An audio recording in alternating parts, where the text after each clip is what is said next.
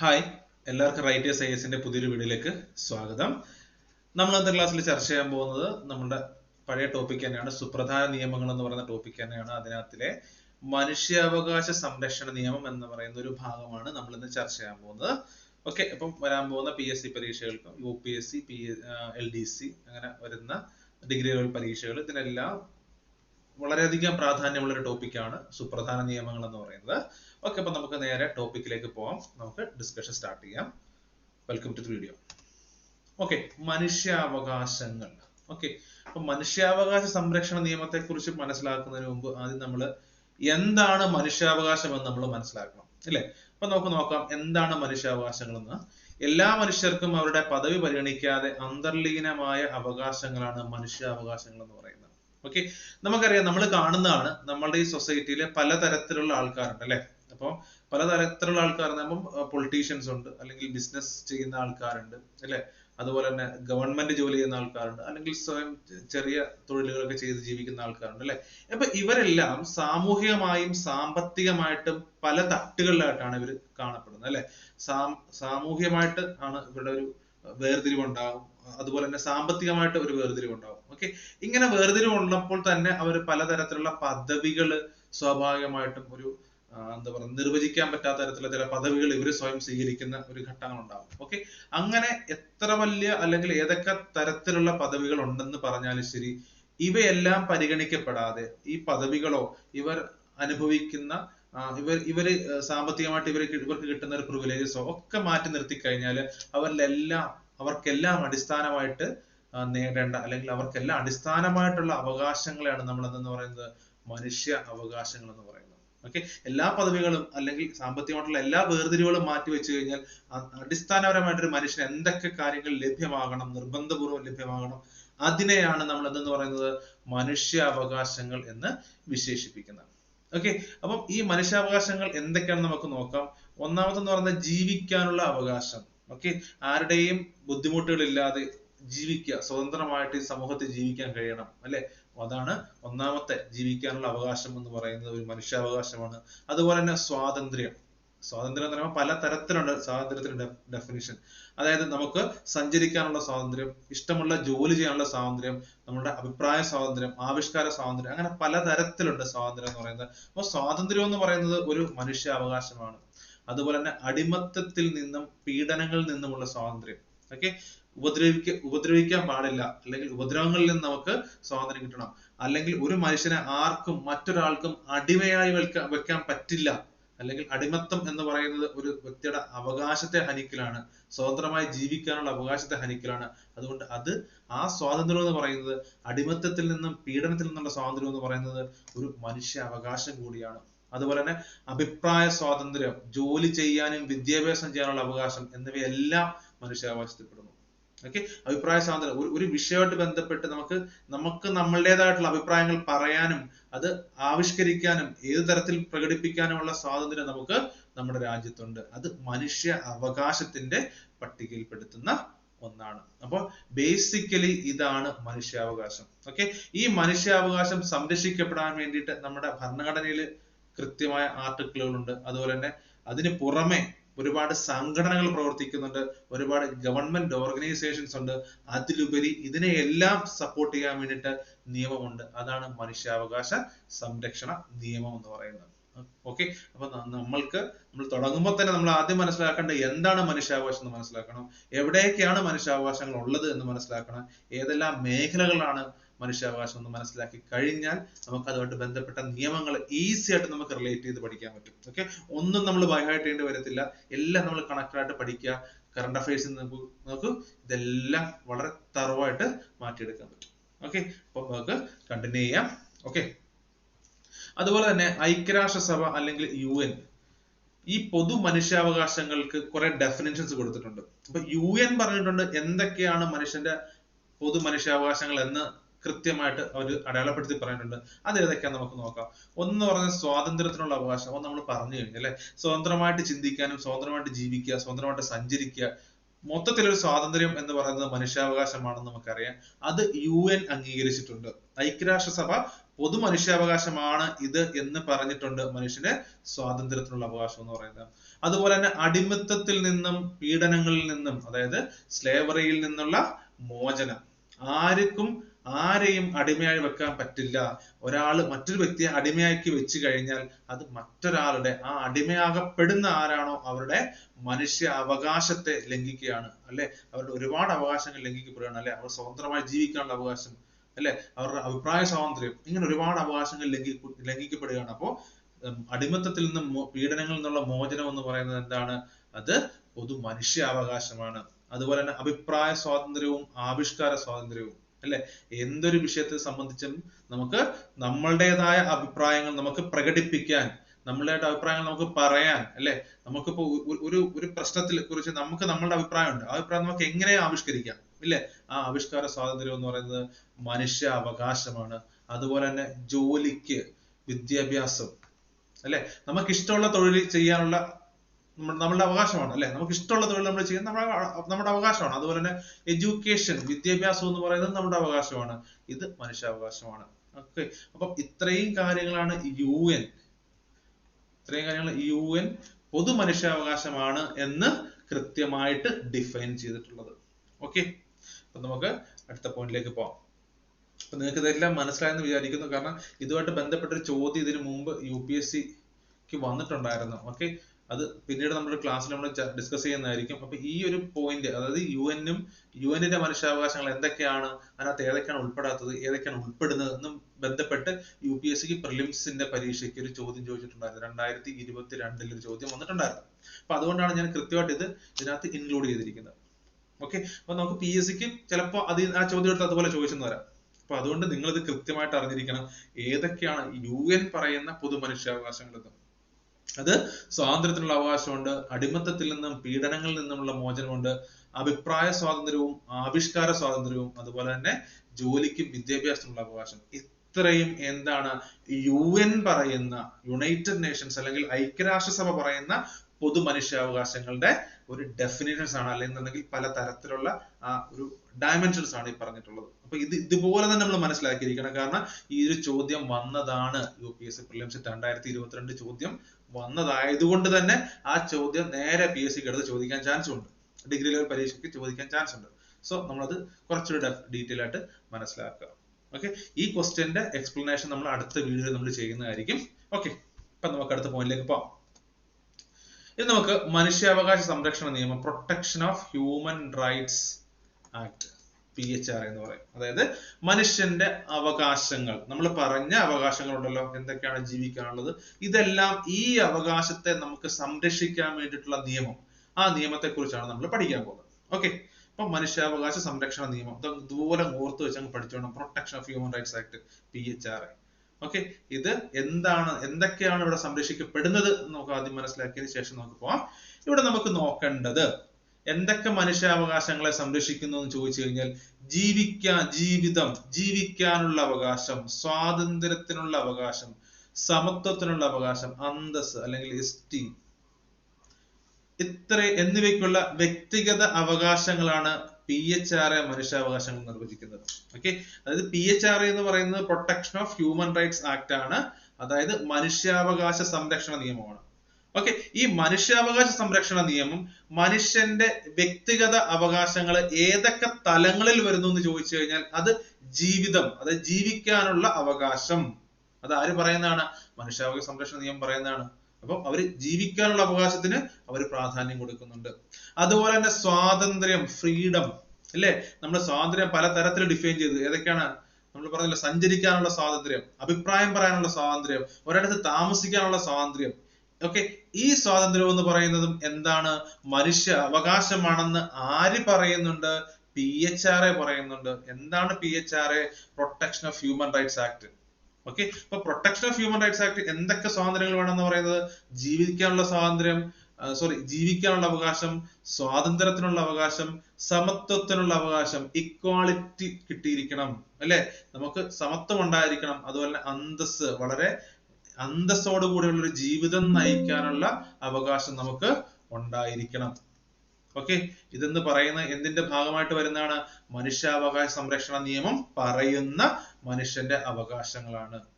Okay, അടുത്തത് എന്താണ്? മനുഷ്യാവകാശ സംരക്ഷണ നിയമം എന്നാണ് പ്രാബല്യത്തിൽ വന്നത് നമുക്ക് നോക്കാം. മനുഷ്യാവകാശ സംരക്ഷണ നിയമം പ്രാബല്യത്തിൽ, അല്ലെങ്കിൽ അത് ഏത് വർഷമാണ് പ്രാബല്യത്തിൽ വന്നതെന്ന് ചോദിച്ചാൽ 1993 വരുന്നത്. 93 സെപ്റ്റംബർ 28 നിലവിൽ വന്നത്. എന്ത് നിലവിൽ വന്നത്? മനുഷ്യാവകാശ സംരക്ഷണ നിയമം നിലവിൽ വരുന്നത്. ഓക്കെ, അപ്പൊ ഒന്നുകൂടെ നമുക്ക് പറയാം, മനുഷ്യാവകാശ സംരക്ഷണ നിയമം എന്തിനു വേണ്ടിയിട്ടുള്ളതാണ്? മനുഷ്യന്റെ അവകാശങ്ങൾ സംരക്ഷിക്കുന്നതിന് വേണ്ടിയിട്ടുള്ളതാണ് മനുഷ്യാവകാശ സംരക്ഷണ നിയമം. ഓക്കെ, ഈ മനുഷ്യ അവകാശം ഏതൊക്കെ തലങ്ങളിൽ വരുന്നുണ്ടെന്നാണ് ഈ നിയമം പറയുന്നത്? അത് ജീവിതം, ജീവിക്കാനുള്ള അവകാശം, സ്വാതന്ത്ര്യം, സ്വതന്ത്രമായി സഞ്ചരിക്കാനും ചിന്തിക്കാനും പ്രവർത്തിക്കാനുമുള്ള സ്വാതന്ത്ര്യം, അതൊരു അവകാശമാണെന്ന് പറയുന്നുണ്ട്. അതുപോലെ സമത്വം, ഇക്വാളിറ്റി രാജ്യത്ത് ഉണ്ടായിരിക്കണം എന്ന് പറയുന്നതും, അല്ലെങ്കിൽ ഇക്വാളിറ്റി ഒരു സൊസൈറ്റിയിൽ വേണമെന്ന് പറയുന്നതും മനുഷ്യാവകാശ സംരക്ഷണ നിയമത്തിന്റെ ഭാഗമാണ്. അതുപോലെ തന്നെ അന്തസ്സോടെ ജീവിക്കാൻ, അന്തസ്സോടെ കഴിയാൻ ഉള്ള അവകാശം, ഇത് ഇത്രയും മനുഷ്യാവകാശമാണെന്നാണ് ആര് പറയുന്നത്? Protection of human rights act, അതായത് മനുഷ്യാവകാശ സംരക്ഷണ നിയമം പറയുന്നത്. ഓക്കെ, ഇനി നമുക്ക് ഈ നിയമം എന്ന് വന്ന് നോക്കാം. ഈ നിയമം നിലവിൽ വരുന്നത് 1993 സെപ്റ്റംബർ 28 അതുകൊണ്ട് തന്നെ നമുക്ക് എപ്പോഴും പറയാം മനുഷ്യാവകാശ സംരക്ഷണ നിയമം 1993 എന്ന് നമുക്ക് പറയാം. ഓക്കെ, അപ്പൊ ഈ രണ്ട് കാര്യങ്ങളാണ് പറഞ്ഞത്. അപ്പം നമുക്ക് അടുത്ത പോയിന്റിലേക്ക് കടക്കാം. അപ്പൊ നമ്മൾ പറഞ്ഞു വന്നിട്ടിരുന്ന മനുഷ്യാവകാശ സംരക്ഷണ നിയമത്തെ കുറിച്ചാണ് അല്ലെ. നമ്മൾ എന്താ പറഞ്ഞത്? മനുഷ്യാവകാശ സംരക്ഷണ നിയമം നിലവിൽ വരുന്നത് 93 സെപ്റ്റംബർ 28 ഇത് നമ്മൾ പറഞ്ഞു കഴിഞ്ഞ കാര്യമാണ്. ഓക്കെ, ഇനി നമുക്ക് പറയാനുള്ളത്, ഈ നിയമം വന്നത് മൂലം ഉണ്ടായ ചില, നമ്മുടെ സമൂഹത്തിൽ ഉണ്ടായ ചില മാറ്റങ്ങൾ, അല്ലെങ്കിൽ നമ്മുടെ രാജ്യത്തുണ്ടായ ചില മാറ്റങ്ങൾ ഒക്കെയാണ് നമ്മൾ പറയാൻ പോകുന്നത്. ഓക്കെ, ഈ നിയമം നിലവിൽ വന്നതോടെയാണ് നമുക്ക് ഒരു സ്ഥാപനം ഉണ്ടാവുന്നത്. ഏതാണ് ആ സ്ഥാപനം? ദേശീയ മനുഷ്യാവകാശ കമ്മീഷൻ എന്ന് പറയുന്ന ഒരു സ്ഥാപനം രൂപീകരിക്കപ്പെടുന്നു. അതുപോലെ തന്നെ സംസ്ഥാന മനുഷ്യാവകാശ കമ്മീഷൻ എന്ന സ്ഥാപനം രൂപീകരിക്കപ്പെടുന്നു. അതുപോലെ മനുഷ്യാവകാശ സംരക്ഷണത്തിനുള്ള മനുഷ്യാവകാശ കോടതികൾ സ്ഥാപിക്കപ്പെടുന്നു. ഓക്കെ, അപ്പൊ 3 സ്ഥാപനങ്ങളാണ് ഈ നിയമത്തിന്റെ ഒരു വരവോടുകൂടി രൂപീകരിക്കപ്പെടുന്നത്. ഏതൊക്കെയാണ്?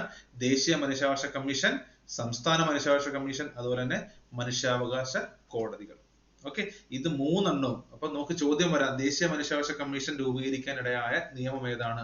അത് മനുഷ്യാവകാശ സംരക്ഷണ നിയമം 1993 ഓക്കെ, അതുപോലെ തന്നെ മനുഷ്യാവകാശ കോടതികൾ നിർമ്മിക്കപ്പെടാൻ, അല്ലെ രൂപീകരിക്കപ്പെടാൻ കാരണമായ നിയമം ഏത് എന്ന് ചോദിച്ചാൽ മനുഷ്യാവകാശ സംരക്ഷണ നിയമം 1993 എന്ന് നമുക്ക് പറയാൻ പറ്റും. ഓക്കെ, അപ്പം ഇത്രയാണ് 3 സ്ഥാപനങ്ങൾ എന്ന് പറയുന്നത്. ഓക്കെ, നമുക്ക് അടുത്ത പോയിന്റിലേക്ക് പോകാം. ഇനി അടുത്ത് നമുക്ക് പഠിക്കാനുള്ളത് ദേശീയ മനുഷ്യാവകാശ കമ്മീഷനെ കുറിച്ചാണ്. ഓക്കെ, ഇതൊരു അൾട്ടിമേറ്റ് രാജ്യത്തുള്ള നടക്കുന്ന എന്ത് മനുഷ്യാവകാശ പ്രവർത്തനത്തെ കുറിച്ചും അന്വേഷിക്കാനും, അതിന് അന്വേഷിച്ചതിന് ശേഷം കുറ്റം കണ്ടെത്തി കഴിഞ്ഞാൽ അതിന് മതിയായ തീർപ്പ് കൽപ്പിക്കാനും അധികാരമുള്ള ഒരു ഓർഗനൈസേഷൻ ആണ് എന്തെന്ന് പറയുന്നത് ദേശീയ മനുഷ്യാവകാശ കമ്മീഷൻ എന്ന് പറയുന്നത്. ഓക്കെ, അതായത് വളരെ ഒരുപാട് റൈറ്റ്സ് ഉള്ള ഒരു ഓർഗനൈസേഷൻ ആണ് ദേശീയ മനുഷ്യാവകാശ കമ്മീഷൻ എന്ന് പറയുന്നത്. ഓക്കെ, നമുക്കിനി അതിനെ കുറിച്ചൊന്ന് പഠിക്കാം. മനുഷ്യാവകാശ സംരക്ഷണ നിയമത്തിലെ ചില വ്യവസ്ഥകൾ പ്രകാരം 1993 ഒക്ടോബർ 12 എന്ത് സ്ഥാപിതമാകുന്നത്? ദേശീയ മനുഷ്യാവകാശ കമ്മീഷൻ സ്ഥാപിതമാകുന്നത്. അപ്പൊ ഒന്നാമത്തെ പോയിന്റ് എന്ന് പറയുന്നത് ഏതാണ്? ഏത് നിയമത്തിന്റെ അടിസ്ഥാനത്തിലാണ് ദേശീയ മനുഷ്യാവകാശ കമ്മീഷൻ രൂപം കൊള്ളുന്നത്? അത് മനുഷ്യാവകാശ സംരക്ഷണ നിയമം 1993. ഓക്കെ, ഒന്നാമത്തെ പോയിന്റ് കിട്ടിയല്ലോ. ഇനി രണ്ടാമത്തെ പോയിന്റ് എന്ന് പറഞ്ഞ് എന്നാണ് ദേശീയ മനുഷ്യാവകാശ കമ്മീഷൻ രൂപം കൊള്ളുന്നത്? അത് 1993 ഒക്ടോബർ 12 ദേശീയ മനുഷ്യാവകാശ കമ്മീഷൻ രൂപം കൊള്ളുന്നത്. രണ്ടാമത്തെ പോയിന്റ്. ഓക്കെ, മൂന്നാമത്തെ പോയിന്റ്, ഒരു സ്വതന്ത്ര നിയമപരമായ സ്ഥാപനമാണ് ദേശീയ മനുഷ്യാവകാശ കമ്മീഷൻ. ഈ നിയമപരമായ സ്ഥാപനം എന്ന് പറയുന്നത്, ഇത് ഇംഗ്ലീഷിൽ പറയാൻ നിങ്ങൾക്ക് മനസ്സിലാവും, സ്റ്റാറ്റ്യൂട്ടറി ഓർഗനൈസേഷൻ എന്ന് പറയും. സ്റ്റാറ്റ്യൂട്ടറി ഓർഗനൈസേഷൻ, അതായത് സ്റ്റാറ്റ്യൂട്ടറി ഓർഗനൈസേഷൻ എന്ന് പറഞ്ഞു കഴിഞ്ഞാല് പാർലമെന്റിൽ ഒരു നിയമം കൊണ്ടുവന്ന് ആ നിയമത്തിന്റെ അടിസ്ഥാനത്തിൽ രൂപം കൊള്ളുന്ന ഓർഗനൈസേഷനാണ് നമ്മൾ എന്തെന്ന് പറയുന്നത്? സ്റ്റാറ്റ്യൂട്ടറി ഓർഗനൈസേഷൻ എന്ന് പറയുന്നത്. ഇത് തന്നെയല്ലേ നമ്മൾ പറഞ്ഞത്, ദേശീയ മനുഷ്യാവകാശ കമ്മീഷൻ രൂപം കൊള്ളുന്നത് മനുഷ്യാവകാശ സംരക്ഷണ നിയമം 1993 അടിസ്ഥാനത്തിലാണ്. ഒരു നിയമത്തിന്റെ അടിസ്ഥാനത്തിലല്ലേ രൂപം കൊണ്ടത്. അപ്പൊ നിയമത്തിന്റെ അടിസ്ഥാനത്തിൽ രൂപം കൊള്ളുകൊണ്ട് നമ്മൾ അതിനെ എന്തെന്ന് പറയുന്നു? ഒരു സ്റ്റാറ്റ്യൂട്ടറി ഓർഗനൈസേഷൻ ആണെന്ന് പറയുന്നു. അപ്പൊ അതും ചോദിക്കാം. ഓക്കെ, ഏത് തരത്തിലുള്ള ഒരു ഓർഗനൈസേഷൻ ആണ് ഇത്? ദേശീയ മനുഷ്യാവകാശ കമ്മീഷൻ അതൊരു സ്റ്റാറ്റ്യൂട്ടറി ഓർഗനൈസേഷൻ ആണ്. ഓക്കെ, അതുപോലെ തന്നെ NHRC എന്ന് പറയും, നാഷണൽ ഹ്യൂമൻ റൈറ്റ്സ് കമ്മീഷൻ, അതിന്റെ രജത ജൂബിലി അതായത് 25ാം വാർഷികം ആഘോഷിക്കുന്നത് 2018 ഒക്ടോബർ 12-നാണ്. ആ ഇയർ നിങ്ങൾ ഒന്ന് ഓർത്ത് വെച്ചോളുക, 2018. ഓക്കെ, അപ്പൊ 2018 ഒക്ടോബർ 12-ന് രജത ജൂബിലി അതായത് 25ാം വാർഷികം ആഘോഷിച്ച ഓർഗനൈസേഷൻ ഏതെന്ന് ചോദിച്ചു കഴിഞ്ഞാൽ അതേതാണ്? ദേശീയ മനുഷ്യാവകാശ കമ്മീഷനാണ്. ഓക്കെ, അതുപോലെ തന്നെ ഇതിന്റെ ആസ്ഥാനം എന്ന് പറയുന്നത് എവിടെയാണ്? ന്യൂഡൽഹിയിലാണ്. ഓക്കെ, അപ്പൊ ന്യൂഡൽഹിയിലാണ് ഇതിന്റെ ആസ്ഥാനം, ദേശീയ മനുഷ്യാവകാശ കമ്മീഷന്റെ ആസ്ഥാനം. ഓക്കെ, അപ്പൊ നമ്മൾ എന്തൊക്കെ പോയിന്റ്സ് ആണ് പഠിച്ചത് നമുക്കൊന്ന് നോക്കാം. നമ്മുടെ രാജ്യത്തെ മനുഷ്യാവകാശ ലംഘനവുമായി ബന്ധപ്പെട്ട പ്രക്രിയകൾ, ബന്ധപ്പെട്ട കാര്യങ്ങൾ അന്വേഷിക്കുന്നതിന് വളരെ അധികാരമുള്ള ഒരു ഏജൻസിയാണ് അല്ലെങ്കിൽ ഒരു ഓർഗനൈസേഷൻ ആണ് എന്ത്? ദേശീയ മനുഷ്യാവകാശ കമ്മീഷൻ എന്ന് പറയുന്നത്. അതുപോലെ തന്നെ ഇത് എന്ത് നിയമത്തിന്റെ അടിസ്ഥാനത്തിലാണ് രൂപം കൊള്ളുന്നത്? മനുഷ്യാവകാശ സംരക്ഷണ നിയമം 1993-ന്റെ അടിസ്ഥാനത്തിലാണ് ദേശീയ മനുഷ്യാവകാശ കമ്മീഷൻ രൂപം കൊള്ളുന്നത്. എന്നാണ് രൂപം കൊള്ളുന്നത്? 1993 ഒക്ടോബർ 12-ന്. മൂന്നാമത്തെ പോയിന്റ്, ഇതൊരു സ്റ്റാറ്റ്യൂട്ടറി ഓർഗനൈസേഷൻ ആണ്. അതായത് പാർലമെന്റിൽ പാസാക്കിയ ഒരു നിയമത്തിന്റെ അടിസ്ഥാനത്തിലാണ് ഏത് ഓർഗനൈസേഷൻ രൂപം കൊള്ളുന്നത്? ദേശീയ മനുഷ്യാവകാശ കമ്മീഷൻ രൂപം കൊള്ളുന്നത്. അതുകൊണ്ട് തന്നെ ഇതൊരു സ്റ്റാറ്റ്യൂട്ടറി ഓർഗനൈസേഷൻ ആണ്. അതുപോലെ തന്നെ ദേശീയ മനുഷ്യാവകാശ കമ്മീഷൻ അതിന്റെ 25ാം വാർഷികം ആഘോഷിച്ചത് എന്നാണ്? 2018 ഒക്ടോബർ 12-നാണ്. അതുപോലെ തന്നെ ദേശീയ മനുഷ്യാവകാശ കമ്മീഷന്റെ ആസ്ഥാനം എവിടെയാണ്? ന്യൂഡൽഹിയിലാണ്. ഓക്കെ, മനസ്സിലായെന്ന് വിശ്വസിക്കുന്നു. നമുക്ക് അടുത്ത പോയിന്റിലേക്ക് പോവാം. ഓക്കെ, അതുപോലെ തന്നെ രാജ്യത്തെ മനുഷ്യാവകാശങ്ങളുടെ കാവൽക്കാരൻ എന്ന് പറയുന്നത് ഏതിനെയാണ്? ദേശീയ മനുഷ്യാവകാശ കമ്മീഷനാണ്. കാരണം ഇത് നമുക്ക് അറിയാം എന്തുകൊണ്ടാണ് പറയുന്നത്. കാരണം നമ്മുടെ രാജ്യത്ത് നടക്കുന്ന എല്ലാ തരത്തിലുള്ള മനുഷ്യാവകാശ ലംഘനങ്ങളെ കുറിച്ച് മനസ്സിലാക്കുന്നതും അതിനെക്കുറിച്ച് അന്വേഷിക്കാനും എല്ലാം റെസ്പോൺസിബിൾ ആയിട്ടുള്ള ഒരു ഓർഗനൈസേഷൻ ആണ് എന്ത്? NHRC, national human rights commission എന്ന് പറയുന്നത്. അപ്പൊ അതുകൊണ്ട് തന്നെ നമ്മൾ അവരെ എന്താണ് വിളിക്കുന്നത്? മനുഷ്യാവകാശങ്ങളുടെ കാവൽക്കാരൻ എന്ന് വിളിക്കുന്നു. ഓക്കെ, ഇനി നമുക്ക് അംഗങ്ങളെ ഒന്ന് പരിചയപ്പെടാം. ഓക്കെ, അംഗങ്ങൾ. അപ്പം അംഗങ്ങളെ കുറിച്ച് പറയുമ്പോൾ ഈ ഓർഗനൈസേഷന്റെ ഏറ്റവും ഉന്നതമായ പദവിയിലിരിക്കുന്ന ആളാണ് ചെയർപേഴ്സൺ എന്ന് പറയുന്നത്. അത് ഒരാളാണ്. അപ്പൊ ഒരു ചെയർപേഴ്സൺ ഒന്നും നമ്മൾ ഇടുകയാണ്. ഓക്കെ, അതുപോലെ തന്നെ ഫുൾ ടൈം മെമ്പേഴ്സ് ഉണ്ട്. അത് എത്ര പേരാണ്? 5 പേരാണ്. ഓക്കെ, നമ്മൾ 5 എന്നിടാം. ഓക്കെ, അതുപോലെ തന്നെ 7 അംഗീകൃത അംഗങ്ങൾ. അപ്പൊ നമ്മൾ അതിനെ 7 എന്നിടാം. അപ്പൊ ഒന്ന് മൊത്തത്തിൽ നോക്കിയാൽ 1 + 5 + 7 ഇത്രയാണ് ഏതിന്റെ മെമ്പേഴ്സ് എന്ന് പറയുന്നത്? ദേശീയ മനുഷ്യാവകാശ കമ്മീഷന്റെ അംഗങ്ങൾ എന്ന് പറയുന്നത്. ഓക്കെ, 1 + 5 + 7. ഈ 1 എന്ന് പറയുന്ന ആരാണ്? അത് ചെയർപേഴ്സൺ ആണ്. ഓക്കെ, 5 എന്ന് പറയുന്നത് അത് മുഴുവൻ സമയ അംഗങ്ങളാണ്. 7 എന്ന് പറയുന്നത് ഡീംഡ് അംഗങ്ങൾ അല്ലെങ്കിൽ അതിനെ നമ്മൾ എന്തെന്ന് പറയുന്നത്? അംഗീകൃത അംഗങ്ങൾ എന്നും വിളിക്കുന്നുണ്ട്. അങ്ങനെ 1 + 5 + 7 ഇത് 157 എന്നുള്ള രീതിയിൽ ഒന്ന് ഓർത്ത് വെച്ചേക്കുക. അതാണ് പ്രധാന അംഗങ്ങൾ. മനുഷ്യാവകാശ കമ്മീഷനിലെ പ്രധാന അംഗങ്ങൾ എന്ന് പറയുന്നത് ഈ 1, 5, 7. 1 എന്ന് പറയുന്നത് ചെയർപേഴ്സൺ, അതാണ് പുള്ളിയാണ് അല്ലെങ്കിൽ ഹെഡ് എന്ന് പറയുന്നത്. മനുഷ്യാവകാശ കമ്മീഷന്റെ ഹെഡ് എന്ന് പറയുന്ന ആരാണ്? അതിന്റെ ചെയർപേഴ്സൺ ആണ്. ഓക്കെ, അത് ഒരാളാണ്. പിന്നെ ആരാണ്? പിന്നെ 5 മുഴുവൻ സമയ അംഗങ്ങൾ, 5 full time members, full time FM എന്നിട്ടേക്കാം. ഓക്കെ, 7 ഡീംഡ് മെമ്പേഴ്സ്, ഒരു ചെയർപേഴ്സൺ. ഇങ്ങനെയാണ് അതിന്റെ ഒരു സ്ട്രക്ചർ, ഓർഗനൈസേഷൻ സ്ട്രക്ചർ എന്ന് പറയുന്നത്. ഓക്കെ, അതുപോലെ തന്നെ ഇനി നമുക്ക് ചെയർപേഴ്സൺ ആരായിരിക്കും എന്ന് നമുക്ക് നോക്കാം. ഇന്ത്യയുടെ ചീഫ് ജസ്റ്റിസോ സുപ്രീം കോടതി ജഡ്ജിയോ ആയിരുന്ന ഒരാൾക്ക് കമ്മീഷന്റെ ചെയർമാൻ ആകാം. ഓക്കെ, ആരാണ് കമ്മീഷന്റെ ചെയർമാൻ എന്ന് പറയുന്നത് അല്ലെങ്കിൽ ചെയർപേഴ്സൺ എന്ന് പറയുന്നത് ആരാണ്?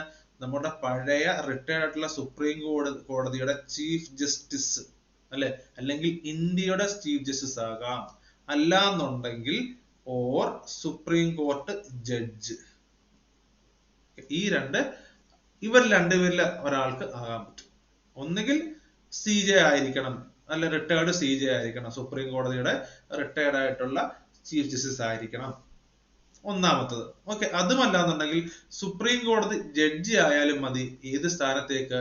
ഈ ചെയർപേഴ്സൺ സ്ഥാനത്തേക്ക്. ഓക്കെ, അപ്പം ഒന്നുകൂടെ പറയാം, അംഗങ്ങളെ കുറിച്ച് പറയാം.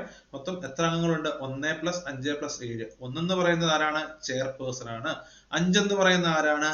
അത് മുഴുവൻ സമയ അംഗങ്ങളാണ് അല്ലെങ്കിൽ ഫുൾ ടൈം മെമ്പർ ആണ്. 7 എന്ന് പറയുന്നത് എന്താണ്? ഡീംഡ് മെമ്പേഴ്സ് അല്ലെങ്കിൽ അംഗീകൃത അംഗങ്ങൾ. 1, 5, 7. ഓക്കെ, ഇനി നമുക്ക് ചെയർപേഴ്സൺ ആരാകാം എന്ന് ചോദിച്ചു കഴിഞ്ഞാൽ ചെയർപേഴ്സൺ എന്ന് പറയുന്നത് ഒന്നുകിൽ സുപ്രീം കോടതി ചീഫ് ജസ്റ്റിസ്, അല്ലാന്നുണ്ടെങ്കിൽ സുപ്രീം കോടതി ജഡ്ജ്. ഇത് റിട്ടയർഡ് ആണ് കേട്ടോ.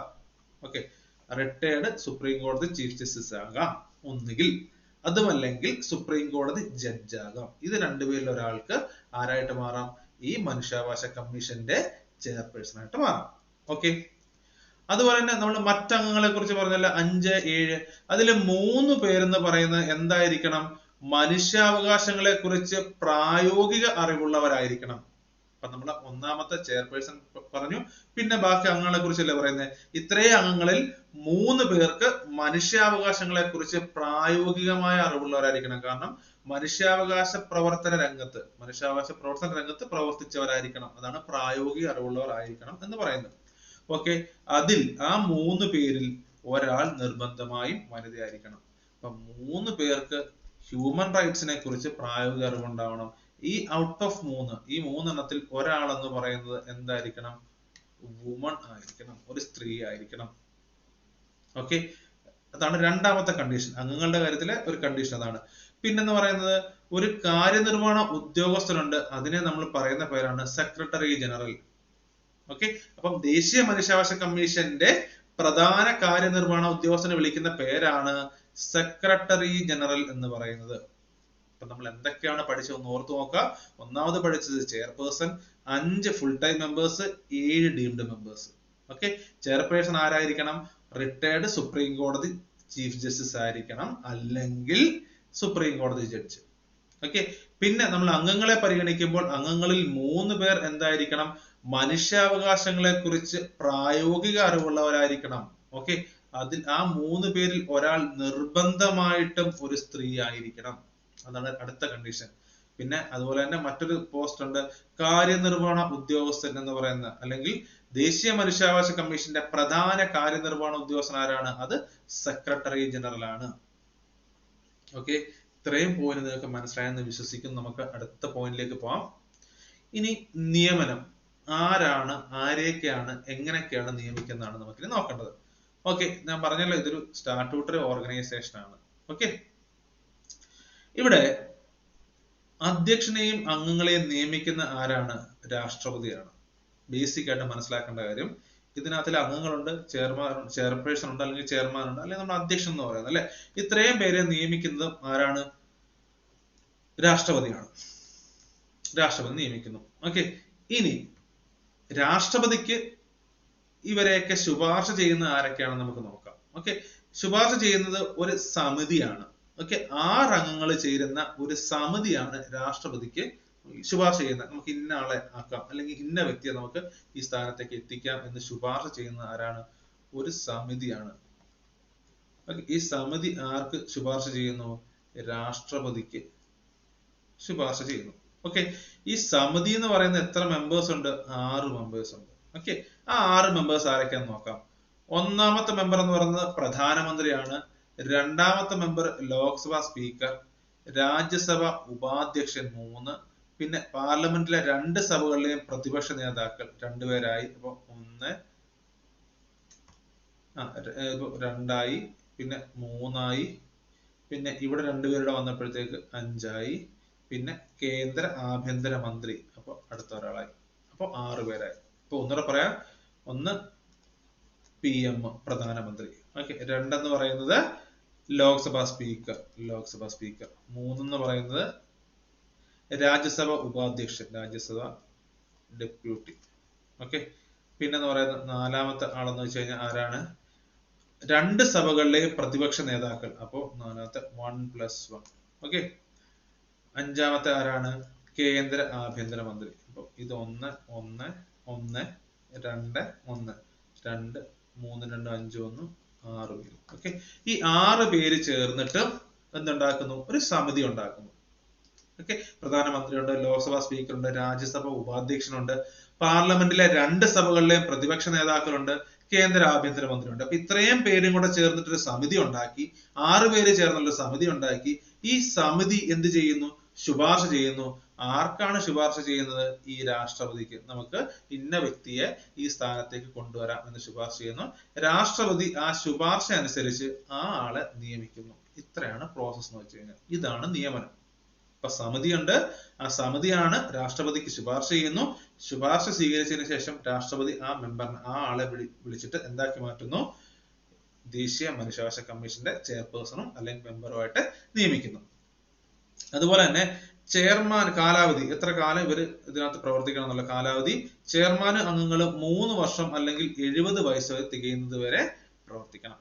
അപ്പം എത്രയാണ്? ചെയർമാനും അംഗങ്ങൾക്ക് 3 വർഷം വരെയാണ് കാലാവധി, അല്ലെങ്കിൽ 70 വയസ്സ്. ഇതിൽ ഏതാണോ ആദ്യം വരുന്നത് അത് 69ാമത്തെ വയസ്സിൽ 3 വർഷം തികച്ചെങ്കിൽ അത് 3 വർഷമായി, ഓക്കെ, ഇറങ്ങിപ്പോ. 70ാമത്തെ വയസ്സെത്തിയപ്പോഴത്തെ 2 വർഷം ആയുള്ളൂ എന്ന് വിചാരിക്കുക, അപ്പോഴും 70 വയസ്സെത്തി, അതാണ് ആദ്യം എത്തിയത്. സോ ഇറങ്ങിപ്പോ.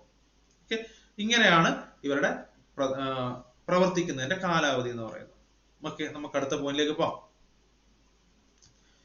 അതുപോലെ തന്നെ ചില സാഹചര്യങ്ങളിൽ അധ്യക്ഷനെയോ ഏതെങ്കിലും അംഗത്തെയോ ഓഫീസിൽ നിന്ന് പുറത്താക്കാൻ രാഷ്ട്രപതിക്ക് കഴിയും. ഓക്കെ, അതുപോലെ തന്നെ നിയമിക്കുന്ന രാഷ്ട്രപതിയാണ്. അതുപോലെ തന്നെ ഇതിനകത്തിലെ അധ്യക്ഷനെ, അതായത് ദേശീയ മനുഷ്യാവകാശ കമ്മീഷന്റെ അധ്യക്ഷനെയോ അല്ലെങ്കിൽ മറ്റംഗങ്ങളെയോ പുറത്താക്കാൻ രാഷ്ട്രപതിക്ക് റൈറ്റ് ഉണ്ട്. അതിപ്പോ രാഷ്ട്രപതി പെട്ടെന്ന് അങ്ങനെ പുറത്താക്കത്തില്ല. ഇതിനകത്ത് ഒരു സുപ്രീം കോടതി ജഡ്ജിയുടെ ഒരു റിട്ടൺ അല്ലെങ്കിൽ അതിലൊരു പ്രൂഫ് വേണം. ഓക്കെ, സുപ്രീം കോടതി ജഡ്ജിയുടെ ആ ഒരു റിപ്പോർട്ട് അനുസരിച്ചിട്ട് എന്ത് ചെയ്യും?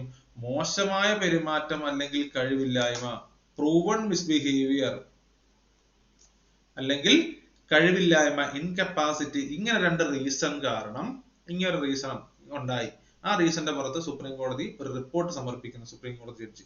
അങ്ങനെ ആ റിപ്പോർട്ടിന്റെ അടിസ്ഥാനത്തിൽ ഈ കുറ്റങ്ങൾ ചുമത്തി ആർക്ക് പുറത്താക്കാൻ പറ്റും?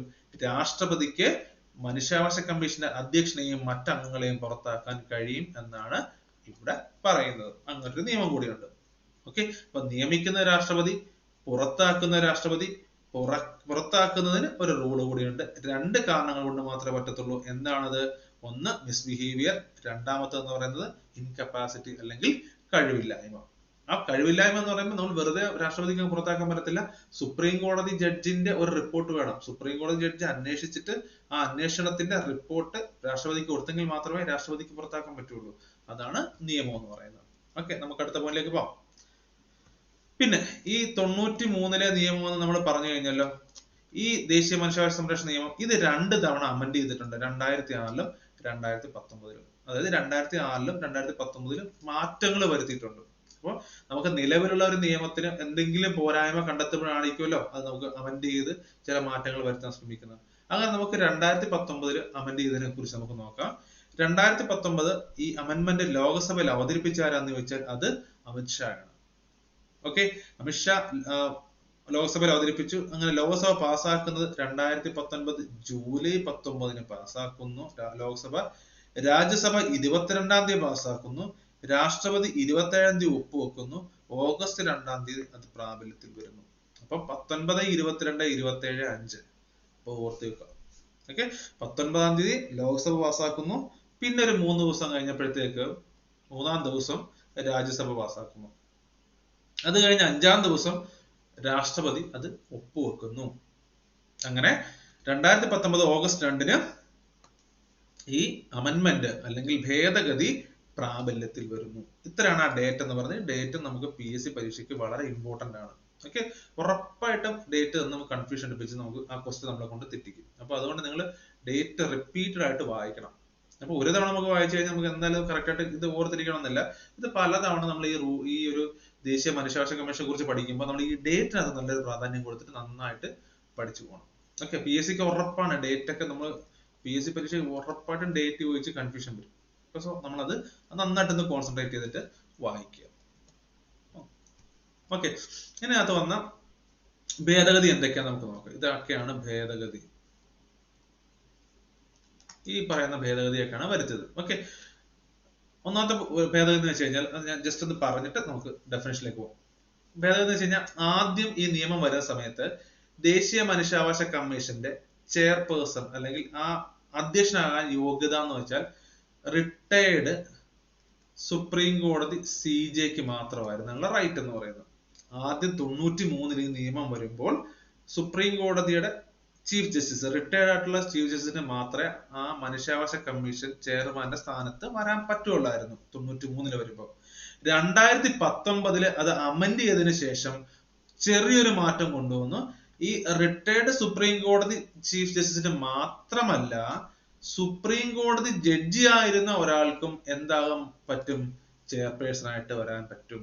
അതാണ് വന്ന മാറ്റം. അപ്പൊ നേരത്തെ സുപ്രീം കോടതി CJ മാത്രമായിരുന്നു, ഇപ്പൊ അങ്ങനല്ല. സുപ്രീം കോടതി CJ ഓർ സുപ്രീം കോടതി judge. Okay, supreme court CJ അല്ലെങ്കിൽ സുപ്രീം കോർട്ട് ജഡ്ജ്. ഇതാണ് ഒന്നാമത്തെ അമെൻമെന്റ്. രണ്ടാമത്തെ അമെൻമെന്റ് എന്ന് പറയുന്നത് മനുഷ്യാവകാശ വിഷയങ്ങളിൽ അറിവുള്ള കമ്മീഷനിലെ അംഗങ്ങളുടെ എണ്ണം 2 ൽ നിന്ന് 3 വർദ്ധിപ്പിക്കുക. ആദ്യം 93-ലെ നിയമം വരുന്ന സമയത്ത് എത്രയായിരുന്നു പ്രായോഗിക മനുഷ്യാവകാശങ്ങളെ കുറിച്ചുള്ള അറിവുള്ള അംഗങ്ങളുടെ എണ്ണം എന്ന് പറയുന്നത്? അത് 2 ആയിരുന്നു. ഈ അമെൻമെന്റ് വന്നപ്പോഴത്തേക്ക് അത് 3 ആക്കി മാറ്റി. ഓക്കെ, അതിലൊരാൾ സ്ത്രീ ആയിട്ടിരിക്കണം. അപ്പൊ ഇതെന്ന് പറയുന്നത് അമെൻമെന്റ് ആണ്. ഓക്കെ, അടുത്ത അമെൻമെന്റ് നമുക്ക് നോക്കാം. അതുപോലെ തന്നെ പിന്നോക്ക ദേശീയ കമ്മീഷൻ ചെയർപേഴ്സൺ, ദേശീയ ബാലാവകാശ കമ്മീഷൻ ചെയർപേഴ്സൺ, വികലാംഗർക്കായുള്ള ചീഫ് കമ്മീഷണർ എന്നിവരെ കമ്മീഷനിലെ അംഗങ്ങളായി ഉൾപ്പെടുത്തുക. കാരണം എന്ന് വെച്ച് കഴിഞ്ഞാല് ഇതിന്റെ ഒരു ഉദ്ദേശം കൂടിയുണ്ട്. കാരണം എന്ന് വെച്ച് കഴിഞ്ഞാൽ ഈ കമ്മിറ്റിയിൽ വരുന്ന അല്ലെങ്കിൽ ഈ കമ്മീഷന്റെ ചെയർപേഴ്സൺ ആയിട്ട് വരുന്ന ആൾക്കാർക്ക് അവരുടേതായ മേഖലയിൽ പ്രവർത്തിക്കുന്ന കാര്യങ്ങളെ കുറിച്ച്, അവരുടെ മനുഷ്യാവകാശ ലംഘനത്തെ കുറിച്ച് കൂടുതൽ അറിവുള്ള ആൾക്കാരായിരിക്കും. അപ്പം പിന്നോക്ക വർഗം അല്ലെങ്കിൽ പിന്നോക്ക വിഭാഗത്തെ കുറിച്ചുള്ളവരാണെന്നുണ്ടെങ്കിൽ ആ കമ്മീഷൻ ചെയർപേഴ്സൺ ഈ സ്ഥാനത്തേക്ക് വരുമ്പോൾ കൃത്യമായിട്ട് അവർക്ക് അടയാളപ്പെടുത്താൻ പറ്റും ആ മേഖലയിലുള്ളവർക്ക്, പിന്നോക്ക വിഭാഗത്തിലുള്ള ജനങ്ങൾ എത്രത്തോളം മനുഷ്യാവകാശ ലംഘനം നേരിടുന്നു എന്ന് മനസ്സിലാക്കാൻ പറ്റും. അതുകൊണ്ട് തന്നെ ഓരോ മേഖലയിൽ നിന്നുള്ള ആൾക്കാരെ ഈ മനുഷ്യാവകാശ കമ്മീഷൻ, ദേശീയ മനുഷ്യാവകാശ കമ്മീഷനിലേക്ക് ഉൾപ്പെടുത്തിയിട്ടുണ്ട്. അതാണ് അടുത്ത അമെൻമെന്റ് എന്ന് പറയുന്നത്.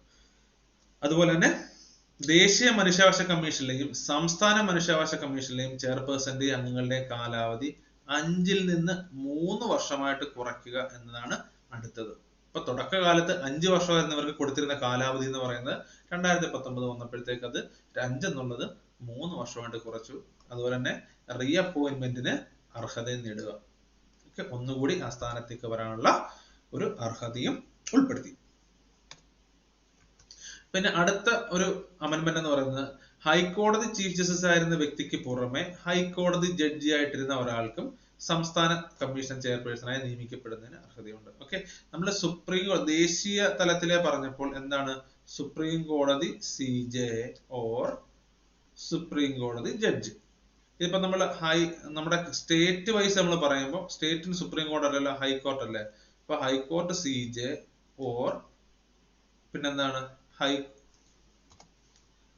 ഹൈക്കോർട്ട് ജഡ്ജ്, ഇങ്ങനായിട്ട് മാറും.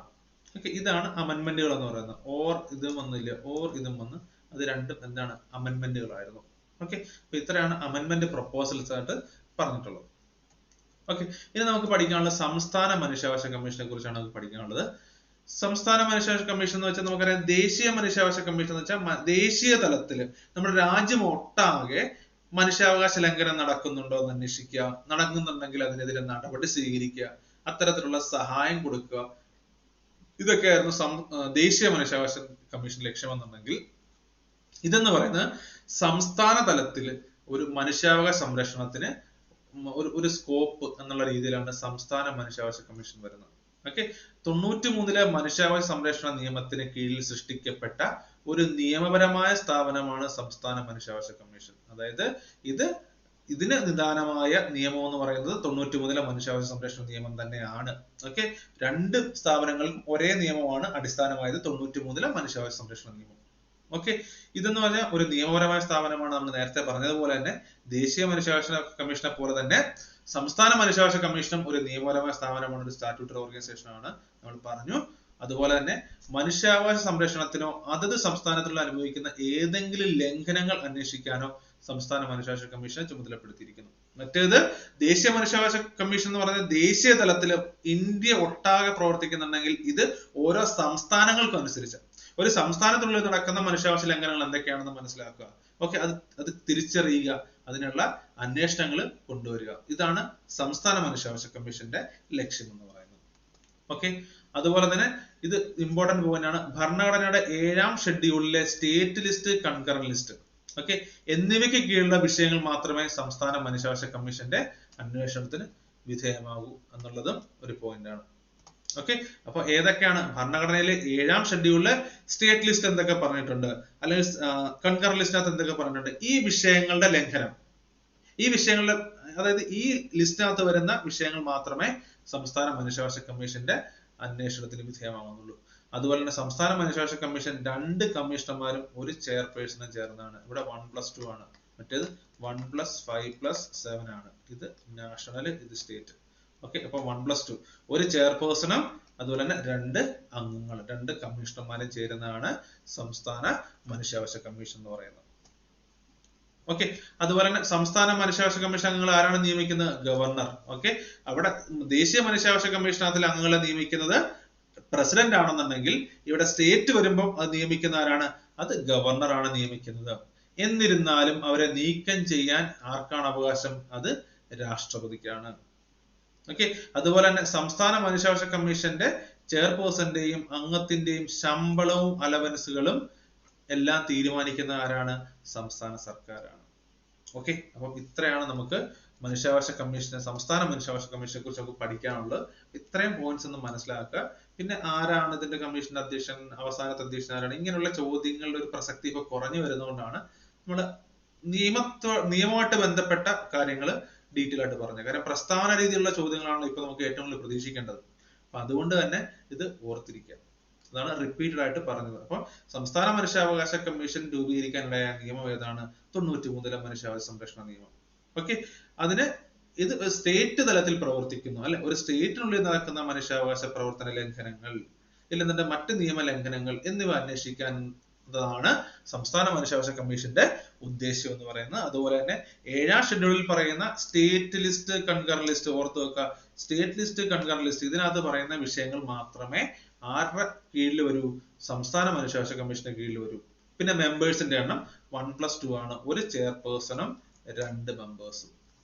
ഓക്കെ, അതുപോലെ സംസ്ഥാന മനുഷ്യാവകാശ കമ്മീഷൻ അംഗങ്ങളെ ഗവർണറാണ് നിയമിക്കുന്നത്. എന്നിരുന്നാലും അവരെ നീക്കം ചെയ്യുന്നത് ആരാണ്? രാഷ്ട്രപതിയാണ്. ഓക്കെ, പിന്നെ അതുപോലെ തന്നെ സംസ്ഥാന മനുഷ്യാവകാശ കമ്മീഷന്റെ ചെയർപേഴ്സന്റെയും അംഗത്തിന്റെയും ശമ്പളവും മറ്റലവൻസുകളും സേവന വ്യവസ്ഥകളും നിർണ്ണയിക്കുന്നത് സംസ്ഥാന സർക്കാരാണ്. ഓക്കെ, അപ്പൊ ഇത്രയാണ് നമുക്ക് മനുഷ്യാവകാശ നിയമങ്ങളെ കുറിച്ച് നമുക്ക് പഠിക്കാനുള്ളത്. മനുഷ്യാവകാശ സംരക്ഷണ നിയമങ്ങളെ കുറിച്ച് നമുക്ക് പഠിക്കാനുള്ള ഇത്രയാണ് നമുക്ക് കാര്യങ്ങളെ കുറിച്ച് നമ്മളെല്ലാം വളരെ വിശദമായിട്ട് പറഞ്ഞിട്ടുണ്ട്. അപ്പം ഇതുമായിട്ട് ബന്ധപ്പെട്ട ചോദ്യങ്ങളൊക്കെ നമ്മൾ ഇനി വരുന്ന ക്ലാസ്സുകളിൽ നമ്മൾ കൃത്യമായിട്ട് അപ്ലോഡ് ചെയ്യുന്നതായിരിക്കും. നിങ്ങൾ എല്ലാ വീഡിയോയും തുടക്കം മുതൽ അവസാനം വരെ സ്കിപ്പ് ചെയ്യാതിരുന്ന് കാണുക. കണ്ടിട്ട് നിങ്ങളുടെ അഭിപ്രായങ്ങൾ നമുക്ക് കമന്റ് ആയിട്ട് പറയുക.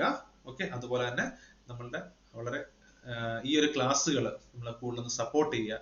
നമുക്ക് കൂടുതൽ വിഷയങ്ങളുമായിട്ട്, കൂടുതൽ ചോദ്യങ്ങളുമായിട്ട് നമുക്ക് കൂടുതൽ വലിയ വലിയ വീഡിയോകൾ ചെയ്യാൻ സാധിക്കും. അപ്പൊ നിങ്ങളുടെ സപ്പോർട്ട് എല്ലാം പ്രതീക്ഷിക്കുന്നു.